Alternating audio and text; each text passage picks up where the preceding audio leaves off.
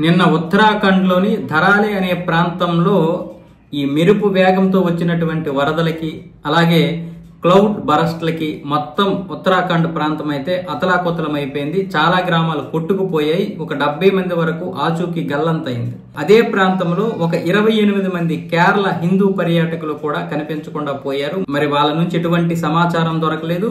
వాళ్ళ బంధువు ఏం చెప్తున్నాడంటే ఇప్పుడు వాళ్ళతో మాట్లాడి 24 గంటలు గడిచింది. వాళ్ళ దగ్గర ఫోన్ బ్యాటరీ అయిపోయిందా, లేకపోతే సిగ్నల్సే అందడం లేదా, లేకపోతే ఎక్కడైనా వరదల్లో కొట్టుకుపోయారు అన్న విషయం అయితే తెలియరాలేదు. వారైతే అప్పటికి బాగానే ఉన్నారు, మాతో మాట్లాడారు. తరువాత ఈ వరదలు రావడం అలాగే కొండ చర్యలు విరిగిపడడం జరిగింది. ఇప్పుడు హరిద్వార్కి చెందినటువంటి ఒక ట్రావెల్ ఏజెన్సీ 10 రోజుల పాటు ఈ ట్రిప్ అయితే ప్లాన్ చేసింది.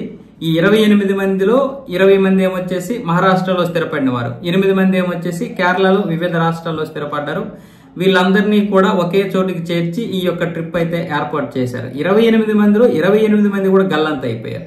వీళ్ళే కాదు, మరికొంతమంది గల్లంత అయిపోయారు. 5 మంది ఇప్పటికే మృతి చెందారు. ఇప్పుడైతే ఉత్తరాఖండ్ ప్రభుత్వం అలాగే కేంద్ర బలగాలు కూడా రెస్క్యూ ఆపరేషన్ అయితే చేసి ఆ గల్లంత అయినటువంటి వారిని అయితే పట్టుకునే ప్రయత్నాలు చేస్తున్నారు. అలాగే మిగతా వారిని సురక్షిత ప్రాంతాలకు అయితే తరలిస్తున్నారు.